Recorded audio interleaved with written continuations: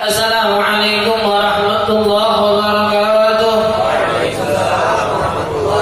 Alhamdulillah wassalatu wassalamu ala Rasulillah sayyidina Muhammad ibn Abdillah wa ala alihi wa sahbihi wa man walah ila yaumil qiyamah amma ba'd. Alhamdulillah, puji serta syukur kehadirat Allah Subhanahu wa taala yang masih memberikan kita nikmat sehat wal afiyah, nikmat panjang umur serta taufik dan hidayah sehingga kita masih berkumpul membaca silaturahim bersama-sama duduk di majlis ta'lim kita untuk menuntut ilmu dengan harapan dan doa yang sama. Kita memohon kepada Allah agar Allah jadikan ilmu kita semua ilmu yang manfaat dunia dan akhirat. Amin ya rabbal alamin. Kita lanjutkan pembahasan kita dalam kitab Risalatul Jami'ah yang kemarin terakhir kita selesai dalam bab atau fasal ma'asil batin.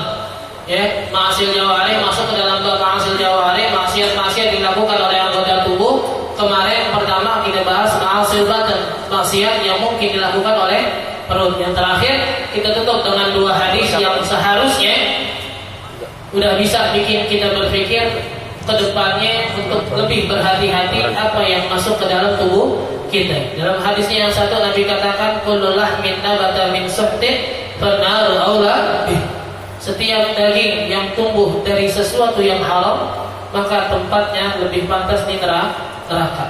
Dan dalam hadis yang lain kemarin Nabi katakan juga dalam satu riwayat man lam yubali bi ayyi syai'in dakhala batnah lam yubalillahu bi ayyi wadin ahlakah. Ya, siapa yang tak peduli dengan sesuatu yang masuk ke dalam perutnya, apakah itu haram, ya syubhat, makruh, halal atau mubah, apa aja yang ada di depan mukanya diambil semuanya. Jadi kata Nabi dalam riwayat tersebut, Allah pun nanti tak peduli di hari kiamat di wadi atau di jurang neraka yang sebelah mana atau yang mana dia nanti diceburkan oleh Allah Subhanahu wa taala. Nah, sekarang kita masuk ke dalam pasal baru, ya, ma'asil lisan. Maksiat-maksiat yang mungkin dilakukan oleh lisan, lidah kita. Ini mungkin maksiat yang paling gampang, yang paling sering kita lakukan. Bahkan dalam satu riwayat dikatakan su'ila Rasulullah sallallahu alaihi wasallam an aktsari ma yudkhilun nasal jannah. Nabi sallallahu alaihi wasallam pernah ditanya tentang sesuatu yang paling sering atau yang paling banyak menjadi sebab orang masuk ke dalam surga. Ya, Nabi ditanya nih, sesuatu yang paling sering, yang paling besar kemungkinannya membuat orang masuk ke surga. Faqala at-taqwa wa husnul khuluq. Ya, Nabi jawab, hal yang paling banyak menjadi sebab orang masuk ke dalam surga at-taqwa wa husnul khuluq, yaitu ketakwaan dan husnul khuluq. Kalau takwa jelas, di dalam Al-Quran pun Allah katakan wa khairu zadi taqwa. Ya, sebaik-baiknya bekal untuk akhirat adalah ketakwaan. Dan dalam ayat lain Allah katakan wal aqibatu lil muttaqin. Dan akhirat yang paling indah, surga itu tempatnya buat orang-orang yang bertakwa. Wa husnul khuluq. Dan yang kedua sebab yang paling sering memasukkan orang ke dalam surga adalah husnul khuluq. Akhlak yang baik, akhlak yang indah. Bahkan dalam satu riwayat Sayyidah Aisyah radhiyallahu anha pernah mengatakan innal rajula la yudriku bi husni khuluqihi darajatas sha'imil qa'im. Orang yang sedikit puasanya, sedikit salatnya, derajatnya bisa sama dengan orang yang melaksanakan banyak salat, banyak puasa dengan sebab dia berakhlak yang baik. Wasu'ila Rasulullah, dan Rasul pun ditanya an aktsari ma yudkhilun nasan nar. Ya, Nabi pun ditanya sebab terbesar yang membuat seseorang masuk ke dalam neraka. Faqala al-famu wal farj. Ya, bahkan kata Nabi yang paling banyak menjadi sebab orang masuk ke dalam neraka adalah al-famu, mulut. Yang maksud Nabi bukan sekedar mulutnya tapi lisan. Wal farju, dan juga kemaluan yang sering orang berzina wal iyadu billah. Maka dikatakan di sini kama yaqul Imam Ghazali, ya Imam Ghazali mengatakan al-lisan saghirun jirmuh 'azimun ta'atuhu wa jurmuh. Ya, lisan itu, ya lidah kita ini bentuknya kecil, ya bentuknya ringan, bahkan kalau kata ucapan orang Indonesia lidah tak bertulang, tapi azimun ta'atuh, tapi terkadang bisa menyebabkan ketaatan yang besar. Di dalam hadis Nabi katakan kalimatan khafifatan 'alal lisan, thaqilatan fil mizan, habibatan ila rahman. Subhanallah bihamdi, subhanallahil azim. Ya, dari lisan aja kata Nabi bisa mengucapkan dua kalimat yang ringan dalam lisan. Ya. Dan dua kalimat tersebut pun dicintai oleh Allah. Dua kalimat tersebut bisa memberatkan amal ibadah seseorang ketika ditimbang. Apa kalimatnya? Subhanallah bihamdi, subhanallahil azim. Dengan lisan. Seseorang bisa mengucapkan sesuatu yang memberatkan timbangannya di akhirat. Wa kabirun ilmu, dan begitu pula akibat yang sering dilakukan oleh lisan pun bisa menyebabkan seseorang masuk ke dalam neraka. Dalam hadis lain Nabi katakan di sini, man kana yu'minu billahi wal yawmil akhir falyaqul khairan aw liyasmut. Beriman kepada Allah salah satu tandanya kata Nabi, falyaqul khairan, maka perbanyaklah berucap yang baik. Kalau nggak bisa yasmut, atau kalau nggak bisa diam. Ya, makanya ketika Imam Ghazali kalau nggak salah menjelaskan tentang zikir itu yang afdal penggabungan antara zikir lisan dan qalbu. Zikir hati. Jadi ketika kita mengucapkan la ilaha illallah, makna la ilaha illallah pun tertancap dalam hati. Ketika kita mengucapkan astagfirullah, makna istighfar pun ada dalam hati. Itu yang paling bagus sudah. Ya, terus yang paling bagus lagi nomor 2 ini kalau nggak bisa penggabungan tadi, zikir dalam hati, karena memang hati tempatnya kita mengingat Allah. Terus kalau nggak bisa juga zikir lisan, bukan berarti sia-sia kata Imam Ghazali. Meskipun pengaruhnya sedikit, tapi paling enggak ketika kita berzikir lidah kita selamat dari berkata yang buruk. Zikir lisan kan zikir lu dah belum bisa menanamkan maknanya dalam hati. Jangan kata Imam Ghazali, jangan berpikiran seperti itu ya. Kalau bisa usahakan ketika kita berzikir ya juga dihadirkan zikir tersebut dalam hati. Makanya kalau yang sering perhatiin ucapan Habib Umar ketika di Monas, selalu beliau ketika ucapkan la ilaha illallah atau nyebut ya Allah, beliau apa? Atau beliau udhkur bi kulliyata, sebutkan nama Allah dengan seluruh jiwa raga. Ya udhkurhu bi qalbak, sebutin nama Allah dalam hati. Karena itu yang paling indah. Cuma kalau nggak bisa tadi, ya meskipun kita dengan lisan, ya faidah terkecilnya paling nggak lisan kita selamat dari berkata yang buruk. Wa Nabi Umamah, ada salah seorang sahabat namanya Abi Umamah radhiyallahu an, pernah nanya kepada Rasulullah, ya Rasulullah, man najah? Wahai Rasulullah, cara selamat gimana sih?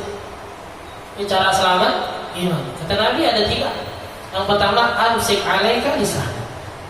Yang pertama, jaga lisan. Ya, Nabi jaga lisan aja. Ini yang akhirnya memotivasi Sayyidina Abu Bakar. Ketika mendengar hadis-hadis untuk berhati-hati dalam berucap, beliau meletakkan batu-batu kerikil di atas lisan. Ya, batunya kecil, nggak gede. Kenapa? Kalau batu kecil asal mangap, ketelan ya.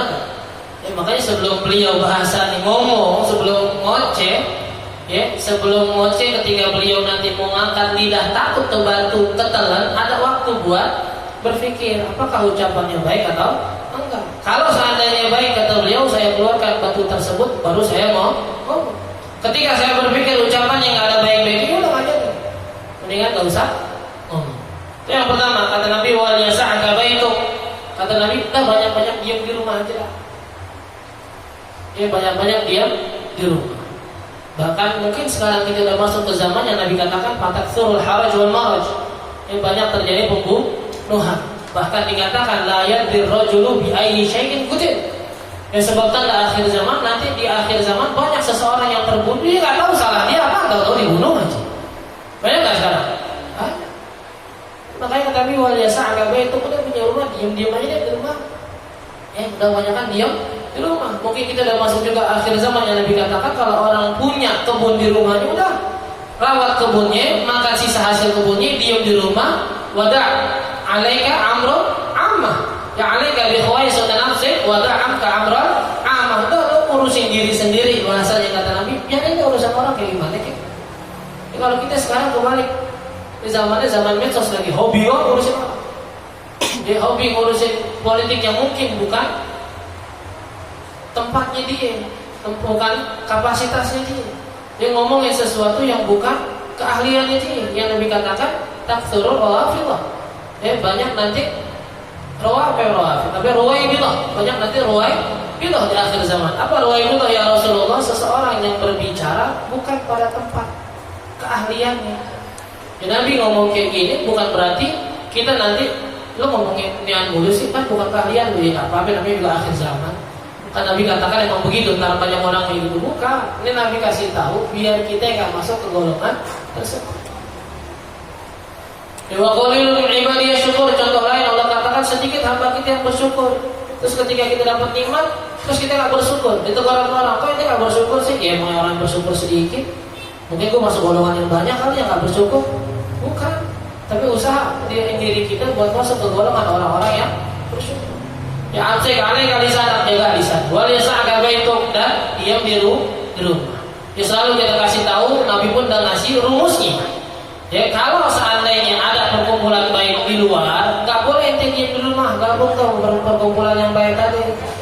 Ya, kalau ente melihat perkumpulan baik, jangan sendiri masuk. Kemarin kita udah kasih tahu gambarannya kayak satu air yang diri kita kotor masuk ke air yang banyak, airnya nggak berpengaruh, tetap suci, bisa dipakai, doa kita bisa tetap keangkat gabungan dengan mereka. Tapi kalau kita nggak nemu, ya,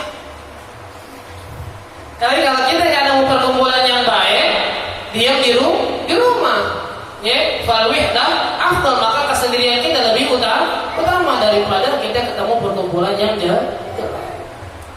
Nah kita sekarang kebalik, dia ngaji, enggak, dia nongkrong, dapat banget balasan. Ngaji malam Rabu nih, nggak ada yang mau tuh di grup. Coba lu ganti tuh kata ngaji kan sama 5 huruf ya, NGAJI. Ngaji itu 5 huruf, tulis ngaji, nggak ada yang jawab. Ganti 5 huruf juga, mabar yuk, nongol semua. Di mana? Langsung nongol di mana? Login nih, join semuanya. Sebutin semuanya, sama 5 huruf. Kalau ada kan yang gitu semua nongol. Ngaji 1 jam setengah deh paling lama, nggak ada yang nongol. Dari jam 10 pulang aja sampai subuh di Jawa nih Pak.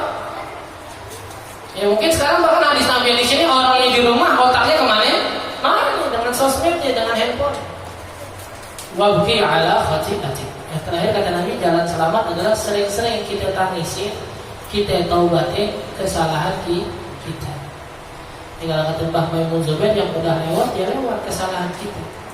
Mau kayak gimana kita pikirin, nggak bakal kembali. Sisanya yang bisa kita lakukan cuma taubat. Udah taubat, mulai kita terang.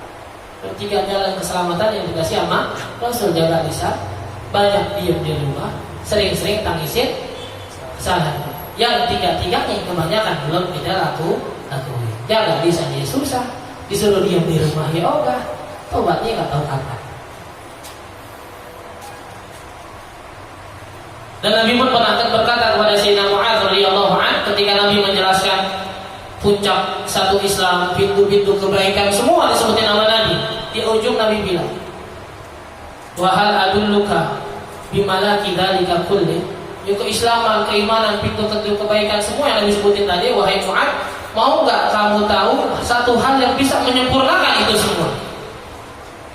Ya, apa kata Sayyidina Mu'adz kepada Rasul? Rasul menjawab, "Kufa 'alaika hadza." Nabi mengasih isyarat, memberi isyarat kepada lisannya, tapi Nabi bilang jaga ini. Dia mengisyaratkan kepada lisan. Sayyidina Mu'adz nanya, ya Rasulullah, wa hal yu'khadun nas 'ala ma yatakallamu bih? Wahai Rasulullah, apakah manusia akan diganjar dengan sesuatu yang diucapkan? Kata Nabi, wa hal yaqubun nas fin nari 'ala manakhirihim illa hasailu alsinatihim. Kata Nabi kepada Sayyidina Mu'adz, dan tidaklah manusia nanti, ya banyak dari mereka yang masuk ke dalam neraka muka duluan, kecuali itu adalah hasil yang mereka capai atau mereka dapat karena perbuatan lisan mereka.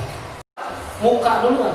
Ya kata Nabi, sebab terbesarnya apa? Ya kata Nabi bilang, itu semua cuma hasil dari lisan-lisan mereka, apa yang mereka ucapkan ketika masih di dunia. Mithluhu, dan sini Imam Ahmad bin Zainal Absyi bilang, wa mithluhu, dan salah satu contohnya dari maksiat lisan adalah al-ghibah. Udah yang paling nomor 1, paling orang paling ingat. Dosa apa lisan? Ya ghibah. Bahkan sekarang dijadiin bercandaan, dijadiin parodi segala macam. Ya, dari satu sisi mungkin orang bisa ngambil pelajaran buat orang biar gak contoh. Tapi sisi lain, orang ketika begitu makin sering, makin jadi ada contohnya buat gibahin orang gimana caranya. Wahia, dan yang maksud ghibah adalah dzikru akhakal muslim bima yakrah wa in kunta shadiqan. Apa ghibah? Ghibah adalah mengucapkan sesuatu tentang saudaramu yang dia gak suka dengan ucapan tersebut, meskipun ente benar. Itu matanya picek. Lu jangan ngomongin orang begitu. Emang benar matanya picek? Iya benar emang. Tapi kan dibilang wa in kunta shadiqan, meskipun ente benar. Ya orang jalan begitu kakinya templang. Benar emang jalannya gitu. Mau ada salah ngomong iya benar. Tapi dia termasuk. Jadi makanya dia nggak suka kalau diucapin begitu.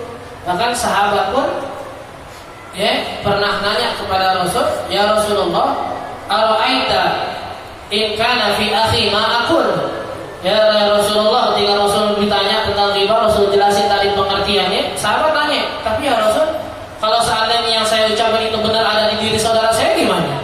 Tadi kata Nabi bilang, kalau seandainya, tapi Nabi bilang lagi, kalau seandainya ente benar, ucapan ente ada di diri saudara ente yang tadi ente omongnya, berarti ente udah mencaci dia. Wa illa falhi. Tapi kalau nggak ada berarti ghibah. Dan selalu ingat, sekarang mungkin lisan jarang berucap, tapi banyak wakil jempol kita. Masuk. Mungkin dulu sekedar tulisan surat kertas, sekarang banyakkan lagi. Lewat handphone bisa. Awal-awal nunggu sosmed cuma satu. Apa namanya sih? Friendster segala macam. Nongol Facebook satu lagi. Nongol lagi Twitter, nongol lagi Instagram, nongol Facebook pun dah hilang. Semua tuh nongol sosmed. Yang satu ketika dibagi ke semua sosmednya, akhirnya berapa orang yang dia? Dan semua orang yang paham dia ngomongin siapa, berarti dia orang-orang tahu dia lagi gibahin siapa. Beberapa orang yang dengar kali berarti dia seakan-akan lagi gibah ke semua orang yang berteman di sosmed. Makanya dikatakan lisanuka ihfadhu. Lisan banyak dalam artian lisan kita jaga dari berucap yang sesuatunya itu nggak boleh diucapkan. Dan telinga kita jaga dari sesuatu yang pun yang nggak boleh diucapkan. Lisan nggak boleh mengucapkan sesuatu, jaga dari ucapan tersebut. Dan telinga kita pun nggak boleh mendengarkan sesuatu yang memang dilarang. Ghibah dilarang, jangan didengarin berarti. Bahkan Habib tuh pernah ngejelasin tingkatan minimalnya ketika ente nggak bisa ninggalin. Betulan yang lagi gibahin orang, bos kita dikata, gue mau tinggalin tadi kesinggung. Gue mau tegur apa lagi? Bisa gue dibilang belain dia. Terus gimana? Udah paling kayak Habib kalau tuh orang misalnya gibahnya bikin orang ketawa, tuh jangan ketawa. Kasih lihat ke dia, kita nggak suka kalau ada orang yang gibahin depan muka. Dan telinga kita, yang tadi kita bilang, dan telinga kita pun gak boleh ngedengerin. Bukan berarti kan gue nanti gak ngomong. Lu udah orang lagi ngatain orang, lagi nyaci maki orang, lu di situ diam aja. Nah kan gue gak ngomong. Gue situ cuma dengerin doang. Ya, sama ya. Al-mustami' syariatun qailihi.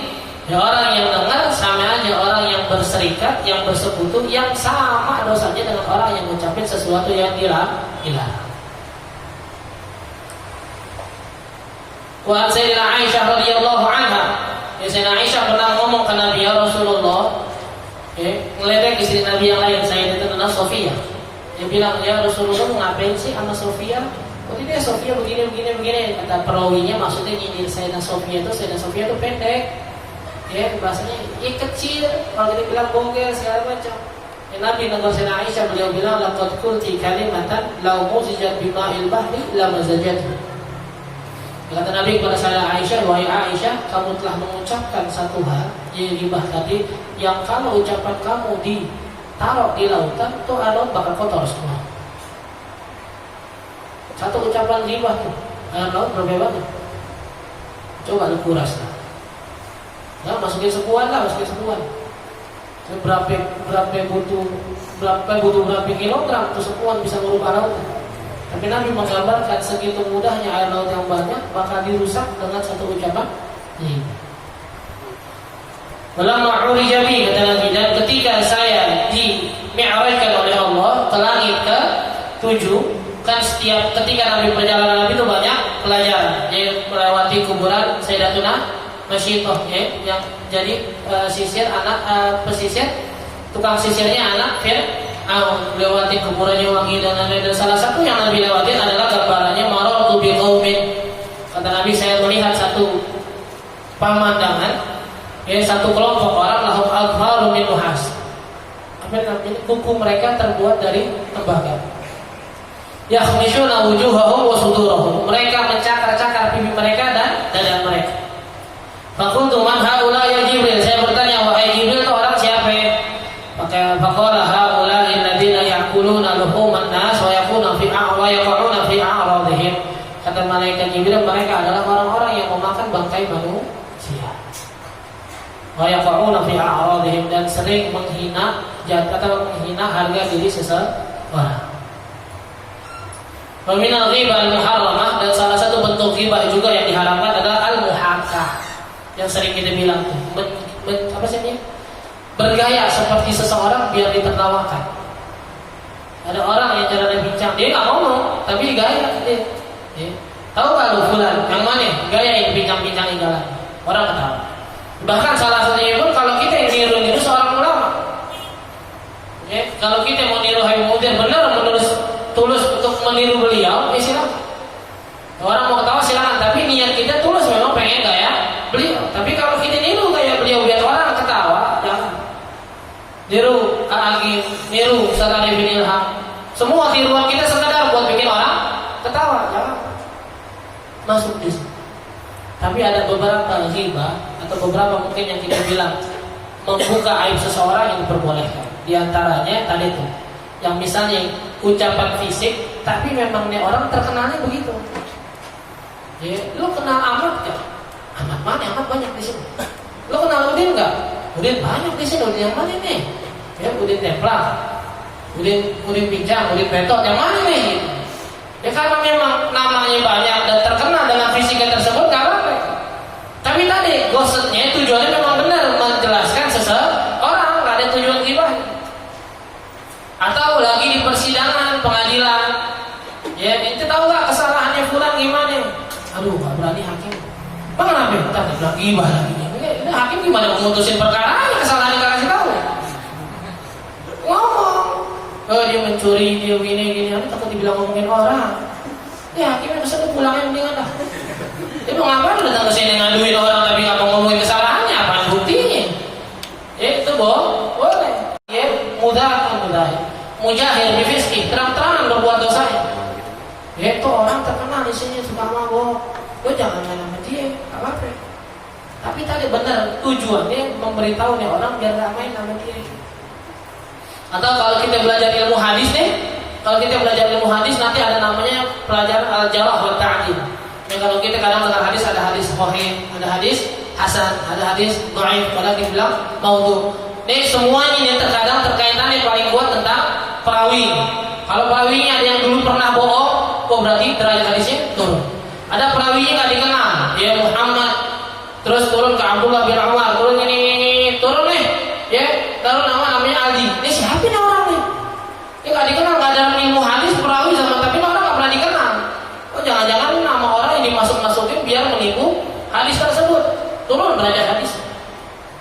Atau dari fulan lewat, tak turun lagi dari sahih bisa ke hasan, bisa ke dhaif, bisa ke Nah salah satu halnya perawi. Nah ilmu hadis itu terlalu membongkar itu. Ya, makanya kadang kita kaget kalau ada orang-orang yang sering ngomongin, lo amalan begini apa kadalilnya? Tuh hadis itu sahih, lo tahu nanti hadis sahih gimana? Ya pokoknya hadisnya nggak sahih, dhaif aja. Nah kalau tahu dhaif gimana? Perlakuannya orang tahu gimana tentang hadis dhaif? Ya pokoknya hadis dhaif nggak boleh dipakai aja. Tenang dulu. Orang yang tahu hadis dhaif, hadis hasan segala macam susah caranya. Ya mencari tahu nih orang siapanya ini, gimana kesehariannya, dulunya gimana perilakunya, baru nanti bisa ditentuin. Nah ada nih orang yang memang dia suka merubah-rubah hadis, akhirnya dimasukkan ke kitab tersebut ini hadis dhaif karena di dalamnya biasa penyebutnya gitu. Karena di dalamnya ada fulan bin fulan yang terkenal suka bohong. Wah parah nih orang ngomongin orang. Enggak ngomongin orang, tapi ini demi keabsahan satu derajat hadis. Ya, tapi tetap tuh tadi yang kita bilang diperbolehkan pun semuanya tujuannya untuk kemaslahatan. Wal namimah, dan juga maksiat yang dilakukan oleh lisan adalah an-namimah, yaitu apa bahasa adu domba. Yang dibilang di sini dalam pengertian bahasa Arabnya naqlu kalamin nas ba'dihim ila ba'd ala jihatil fasad. Ya, ngomong nih ada dua orang nih, yang kita tengah-tengah pihak ketiganya. A ngomong apa disampaikan ke B, B ngomong apa disampaikan ke A. Mesti ngomong gak lebih-lebihin nih ya, apa yang dia ngomong gue ngomongin aja dah kalau dah. Iya gak dilebihin, tapi lo nyampein ini ngapain? Ya kan namanya gak ngomong ngapain dia satu, dia di si A ngomong gue sampein aja namanya B temen gue. Ngomong sama B sampein ke A, lu kan temen gue nih, yang B ngomong begitu kemarin, gue gak lebih-lebihin, gue takut dosa. Itu ngomongan lo mindah-mindahin apa namanya? Ala jihadil fasad, tapi tujuannya untuk merusak hubungan dua orang tadi. Tapi kalau ada tujuan begitu dan nggak terjadi begitu ya nggak masalah. Ya, lu kalau ketemu si A sampai ini besok gue undang makan-makan di rumah gue. Ya, pas ketemu lu nggak sampai tuh, aku takut dibilang mindah-mindahin omongan orang. Nggak masalah, tentu undangan. Undangan karena ada titik ujung itu ala jihadil fasad, tujuannya merusak hubungan seseorang. Ya bahkan Nabi katakan la yadkhulul jannata namam, tak akan masuk surga orang yang sering namimah. Bahkan di zaman Sayyidina Musa alaihissalam pernah dihukum 1 tahun gak turun hujan. Ya, namanya Nabi Musa kan kalimullah ya, Nabi yang bisa bermunajat langsung sama Allah. Ditanya, ya Allah, apa dosa kita sampai 1 tahun gak turun hujan? Dia kata Allah, inna fikum namam. Wahai Musa, di salah satu umat kalian ada orang yang suka namimah. Fabisababihi u'adzibukum kalau nggak salah. Ya, karena sebab itu orang saya antar kalian dengan gak turunin hujan. Ya, akhirnya Nabi Musa ngumpulin semua umatnya dikasih tahu tentang dosanya. Satu orang yang sering namimah tadi akhirnya diam-diam tobat. Tuh orang tobat langsung saat itu turun hujan. Dia kata Nabi Musa, ya Allah, dia orang siapa sih sebenarnya suka namimah? Ini dia kok sekarang langsung turun hujan. Kata Allah, wahai Musa, orang tersebut udah taubat. Udah kasih tahu saya biar saya tahu siapa. Kata Allah, saya mengharapkan namimah kepada kalian, apakah saya nantinya menjadi namimah ketika saya menyebutkan nama orang tersebut. Ya tahu kan tuh orang udah taubat, udah turun hujan, pasti kasih tahu siapa namanya fulan. Tapi dia sekampung nggak ngomongin. Gara-gara lo udah tahu kemarin nggak turun hujan. Benar nggak? Ini kata Allah, apa yang saya mengharapkan namimah untuk kalian, terus saya kasih tahu terus tiba-tiba saya malah didoa jadi gimana orang nggak dikerubutin. 1 tahun meskipun hujan udah turun sekarang. Kan manusia begitu sifatnya, hujan udah turun tetap setelah kemarin kekeringan yang diingat. Enak aja, hujan baru sehari, keringnya setahun kemarin. Lu nih kagaknya terus. Lu harus ke kampung nih kan, nggak berhenti dah. Makanya Allah nggak nyebutin kata Allah, apakah saya mengharapkan namimah kepada kalian, terus saya menjadi zat yang melakukan namimah. Pun dengan hadis yang sering kita sebutin. Kalau kita kemarin sebutinnya di bab fikih, tapi ini bab sebenarnya. Dia Nabi katakan kepada di sini diriwayatkan oleh Sayyidina Abdullah bin Abbas. Kalau Nabi sallallahu alaihi wasallam min ba'dihi qala Madinah. Nabi pernah keluar di batasan kota Madinah.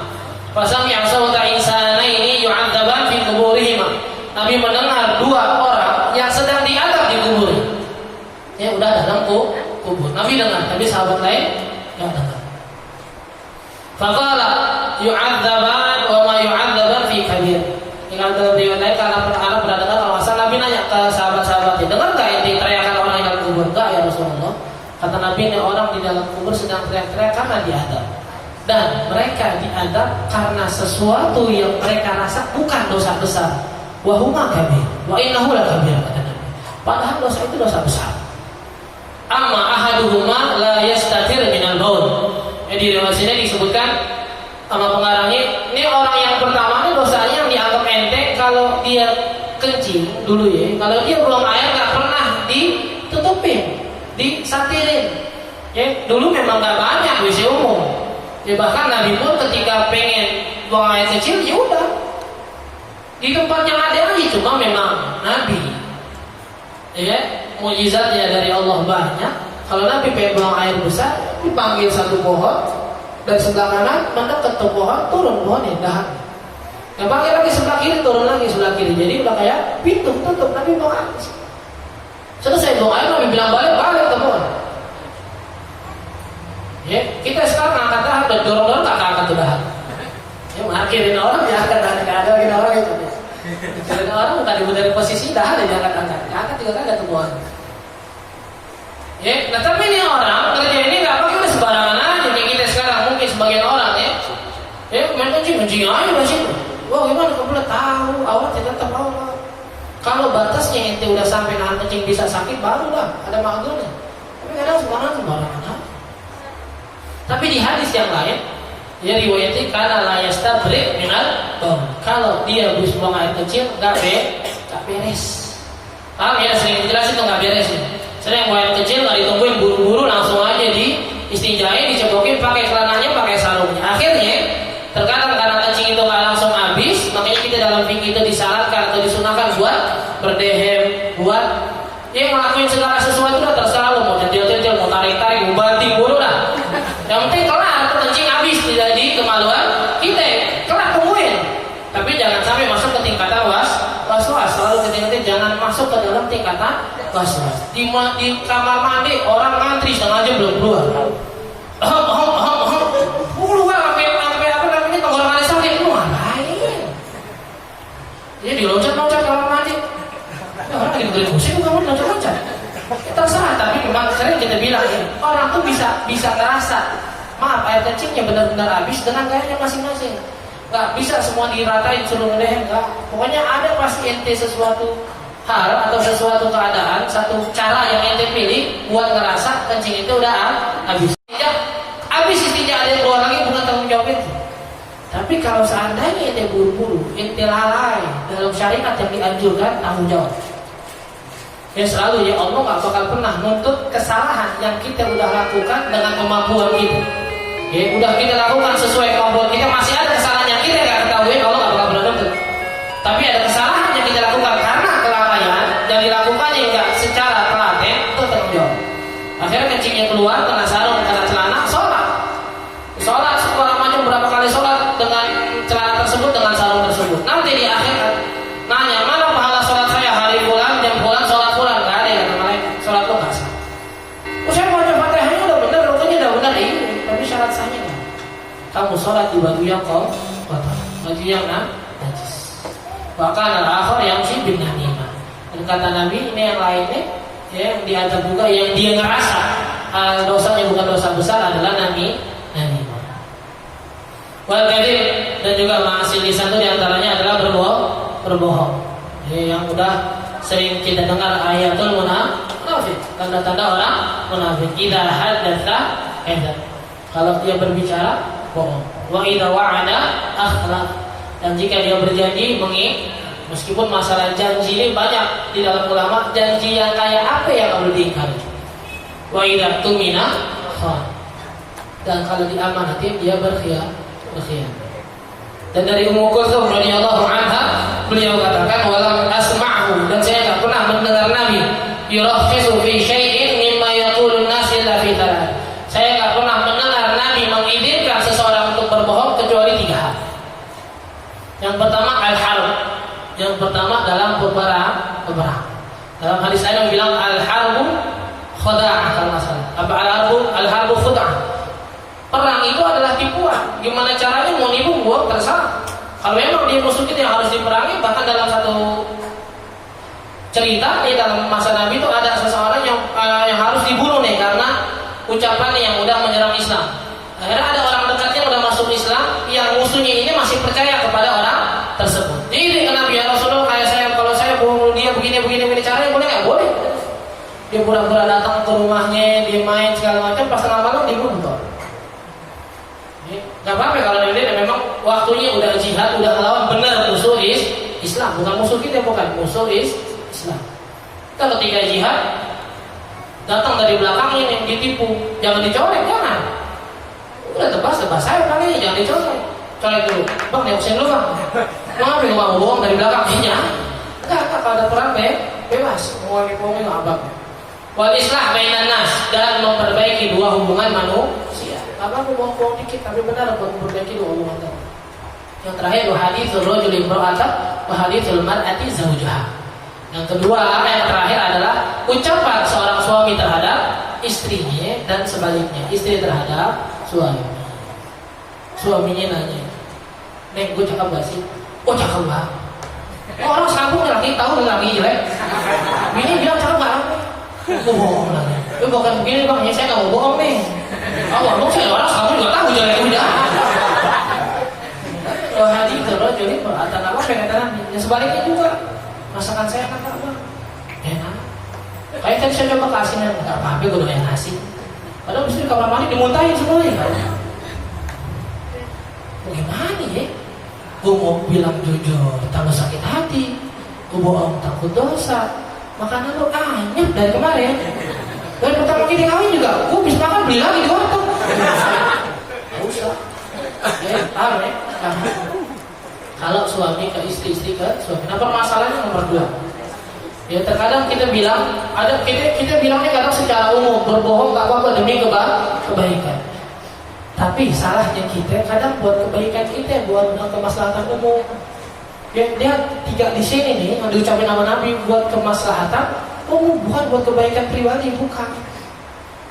Kalau bohong sih sama dia gak apa-apa dah. Terus kalau gua gak bohong, ntar begini kan lebih kebaikan namanya. Kebaikan siapa? Ya gue sih, biar utang gua ditagih. Ya, nggak bisa. Itu kebaikan lo namanya, bukan kebaikan atau masalah umum. Yang dianjurkan nama Nabi di sini masalah umum. Ya ntar bohong banyak ininya bohong, dosa apa namanya sumpah dalam persaksian. Makanya orang yang dipanggil jadi saksi baik-baik buat bohong. Ya, orang yang diajar jadi buat saksi apapun saksinya baik-baik buat bohong. Saksi perzinahan, saksi apa namanya hutang, segala macam saksi nikah, hati-hati. Ya apalagi udah pakai nama Allah. Kata Imam Syafi'i, "Ma halaftu 'ala Allah la shadiqan wa la kadiban." Saya enggak pernah nyebut demi Allah meskipun saya benar, apalagi bohong. Sekarang orang bohong dikit aja demi Allah dah. Wallahi dah. Lu ngambil kopi gua demi Allah dah, ya kopi. Kopi dong pakai nama Allah. Berarti sih goceng. Itu juga kalau dijual kopi coba beli dari goceng 2 bungkus. Enggak minta air panas sama tetangga. Susah banget air panas saya minta. Kopi doang, kopi pakai nama Allah. Kalau udah tuh masalah bener berat banget, jadi fitnah sekampung. Kalau nggak pakai nama Allah orang nggak percaya, silakan deh. Kadang kita orang-orang yang udah kelepasan nih, gak mau jangan. Karena kalau orang biasa dia pakai nama Allah tuh nanti kebiasaan. Dan biasanya kalau yang diajarkan ketika orang udah minta atau melakukan mengucapkan sesuatu pakai nama Allah harusnya dilakukan. Wallahi udah datang, tak datang hati-hati. Wallahi udah gue bayarin di pulang. Lu sih lagi makanya lagi gue belum pulang lalu tetap aja lu bilang wallahi. Lu bilang wallahinya kalau udah sebelum pulang. Tapi wallahi gue bayarin. Ya, ada nggak sengaja Ustaz ucap itu tadi kita bilang jangan sembarangan pakai nama Allah. Ya belum juga dalam masalah perdagangan. Baik bang, 35, 15 dah. Awal nggak tahu diri juga 35 ke 15 lagi. Kurang dari setengahnya. Apa-apa nih biasanya beruntungnya besar. Tetap aja 35 dah. Aduh modal aja nggak dapet. Ya dah 25. Susah belum dapet modal. Yaudah saya cari dagang lain. Yaudah ambillah. Penglaris. Masih iya orang penglaris yang rugi. Apa akal? Masa penglaris juga nggak bakal rugi. Pasti ya. Rugi nggak bakal mau. Beli harga 30 dijual 25 penglaris nggak bakal mau. Mana ada orang untung dagang malah rugi. Jadi kan lu bohong di sini. Kayak kata Nabi tuh surga. Pasar itu banyak tempatnya jin dan setan. Kenapa salah satunya semakin banyak pedagang yang bohong? Ada bilang belum aja. Ya 25 deh, enggak deh, belum bisa. Mau ambil hak untungnya buat gue kalau kecil. Meskipun udah untung 20.000, baru dibeli goceng. Terserah. Kalau dianggapnya kecil buat dia terserah. Yang penting enggak, jangan deh, belum dapat untungnya, belum ini, belum tak ongkosnya, belum naik keretanya, belum gocapnya, belum beli SD. Nah, bisa aja. Ya makanya Nabi sampai ngasih jaminan buat orang yang berdagang. Kita Nabi at-tajiru al-muslimu as-saduqul amin ma'asyuhada yaumil qiyamah. Orang dagang dia muslim, dia jujur, dia terpercaya. Ini pedagang nih, kerjaannya di pasar, kerjaannya dagang, sifatnya ini 3. Barangnya misalnya kata Nabi di akhirat ma'asyuhada yaumil qiyamah. rombongannya sama orang-orang yang syahid jihad fisabilillah. Cuma sebab karena dia bisa diam di tengah-tengah orang yang banyak bohong, dia jalan itu sifat-sifat yang tadi, Islam, jujur dan percaya. Wal'an, dan juga yang dilarang itu adalah wasyat wasat, dan juga yang dilarang adalah caci maki. Itu hirus syamata dari akhir yang sering kita keceplosan. Kata Nabi, jangan ngasih lihat kesenangan kita, caci maki kita terhadap saudara yang sedang kena musibah. Kalau muslim ya, Nabi nggak bilang saudara kita yang muslim, berarti semua manusia jangan. Kalau kata orang non muslim, kemarin kita lihat mungkin virus pertama ini di mana adanya di Cina. Sebagian orang yang benci Cina, doain kan, rasain lo mampus nih segala macam, datang ke Indonesia mampus lo sekalian. Orang Cina kalau lihat beritanya, rasain lo mampus lo, atau Islam segala macam. Yang pertama dia ngomong ini gara-gara di sana kafir, di sana begini, di sini kisah Islamnya orang Islam kena juga. Sebabnya apa? Ya makanya jangan jatuh di gas motor jatuh juga. Rasain. Ya, la tudhir sama jangan nampakkan kesenangan kita terhadap satu musibah. Kata Nabi apa? Fayarhamuhullah wa yamsadi. Satu saat Allah pengen rahmatin mereka, Allah sembuhin mereka, lo yang sakit, lo yang kena. Wal'an, dan juga melaknat. Boleh melaknat orang. Kata Imam Nawawi bilang boleh melaknat orang tapi dengan sifat umumnya. Allah melaknat orang Yahudi, Nasrani, orang fasik, orang kafir. Tapi jangan sebut nama orangnya. Meskipun dia benar orang fasik, nggak boleh. Jangan sebut nama. Meskipun dalam satu riwayat ada yang bilang enggak termasuk dosa besar, cuma satu adabnya kurang baik. Ya, bahkan Nabi bilang la'nul mu'min kaqatli, orang ketika melaknat itu udah seperti membunuh orang mukmin. Ya, bahkan dikatakan man la'ana syai'an laisa lahu bi ahli raja'atil la'natu alaih. Orang kalau melaknat orang lain dengan satu sifat, ternyata sifat itu kalau di orang tersebut balik laknatnya ke diri. Ya, sama orang gampang bilang kafir. Jangan. Kemarin kita beda pendapat mungkin dengan sebagian ulama tentang masalah ini. Ya, dengan hadis man tasyabaha biqaumin fa huwa minhum. Itu ada penjelasannya, enggak serta-merta satu persamaan langsung bentuknya kafir. Ya, sekarang kalau yang pertama pakai celana orang mana? Orang Yahudi ini pakai celana sekarang menjadi kafir. Ayo yang kerja kafir lu semua, atau kerja besok pakai sarung. Masuk kantor pakai sarung lu besok semua. Celana lu mana kata bosnya? Enggak mau jadi orang kafir saya bos. Pulang lu masa kerja mendingan habis lu. Ya nggak semuanya begitu. Terus ayat yang kemarin dipertentangkan, meskipun kita sepakat ya apa yang diucapkan orang tersebut untuk mengkomentari ayat Al-Quran, padahal dia bukan agamanya, ada sesuatu yang salah. Tapi kalau kita bilang semua orang pendukungnya dia kafir, jangan. Karena masalah kepemimpinan pun ada beda pendapat. Kalau yang kafirnya jelas dia menyembah sesuatu segala macam, silahkan dia orang benar kafir, yang dipanggil kafir nggak salah. Tapi kalau orang belum kafir dengan sesuatu yang nyata, sesuatu yang dibenarkan, kalau saya dia udah masuk kategori kafir, yang disebut orang kafir, balik ke inti kafir. Kafir, dia nggak kafir nih, lu yang jadi kafir, syahadat yang udah. Hati-hati, kalau orang nggak nyebutin kafir nggak kafir. Kalau tuh orang nggak kafir, syahadat ulang. Makanya banyak orang-orang yang murtad secara nggak sengaja, karena nggak ada ilmu. Ntar insya Allah di kitab yang kita bahas setelah ini, kitab Sullamul Taufik, ada masalah bab murtad. Salah satunya mungkin yang sering kita bercandain, gue gak mau sholat kecuali mata Jibril tuh udah nyuruh gue. Bercanda gitu, murtad tuh orang. Bawa lu, Nabi juga pernah nyuruh gue sholat. Baik, hati. Itu bercanda itu orang. Ya, ada bercanda. Hati-hati, murtad. Entar kan contoh lebih banyak. Itu murtad ini lu sekarang. Kalau dijelasin baru syahadat ulang.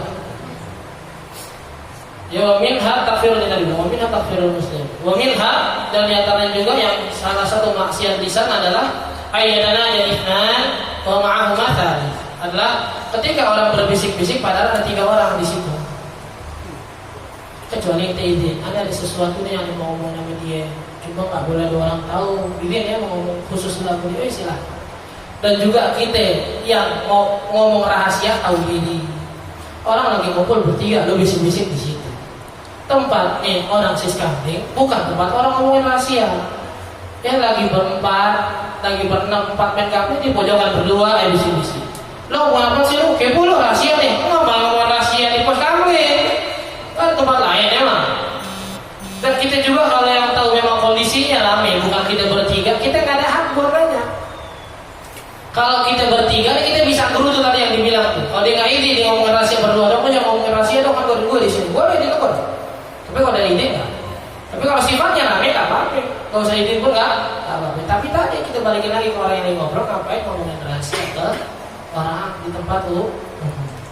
Yang terakhir yang masih disambung yang terakhir ifsya'us ya, membocorkan rahasia orang lain. Ya, makanya masalah rahasia ini nggak semua orang kuat megang. Nanti kalau dibilang lu mau tahu nggak rahasia, ini bilang nggak usah lah kalau nggak kuat. Gua kasih tahu lu sini nih rahasia nih. Jangan deh, gua orangnya nggak kuat. Comel gua kalau nggak kasih tahu rahasia tuh. Ya, bahkan dibilang apa itu namanya menakut-nakuti seseorang untuk nggak membocorkan satu rahasia itu lebih buruk ya, daripada dia nggak mengasih tahu rahasia tersebut ke orang lain. Kita tidak ada kalau masalah maksudnya gini. Daripada lo nakut-nakutin orang, lo ancam orang, awas udah ya, udah bilang kalau lu doang. Pokoknya kalau bocor lu udah pasti orangnya yang kasih tahu. Padahal sudah 5 orang yang kasih tahu sama dia. Coba nakutin doang, gitu, nakutin doang, bertahan doang. Pokoknya kalau sampai ada orang tahu, udah lu udah pasti pembuatnya, udah bocornya udah. Daripada lu nakutin orang, ancam orang, dia nggak bisa dikasih tahu dari awal.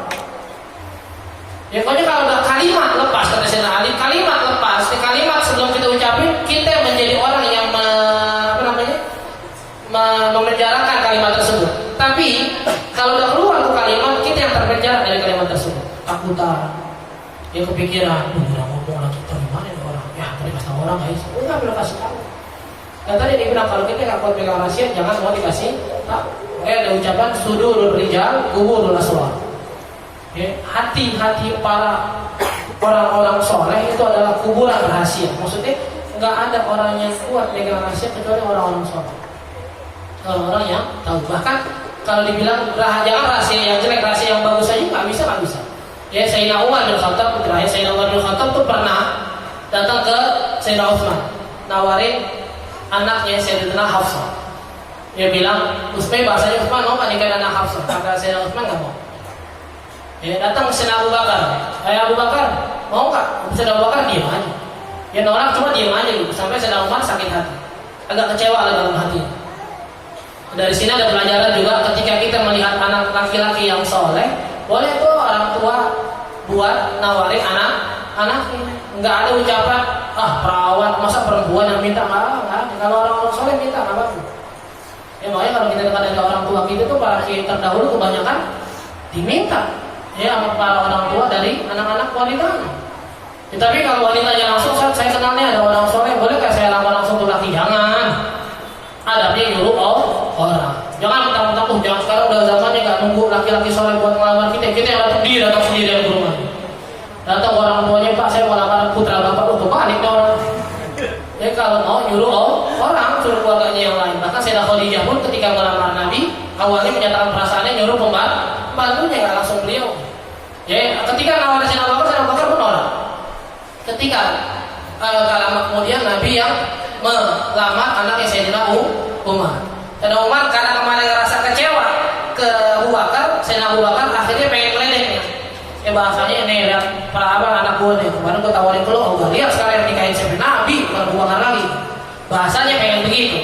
Kata Sayyidina Abu Bakar, ya Umar, saya ini tahu karena Nabi pernah ngucapin beberapa kali tentang si Hafsah kepada saya. Maksudnya ketertarikan Nabi kepada Hafsah. Tapi kan nggak mungkin saya kasih tahu rahasia Nabi. Padahal kalau kasih tahu kira-kira Nabi kira nggak? Enggak. Saya tahu kamu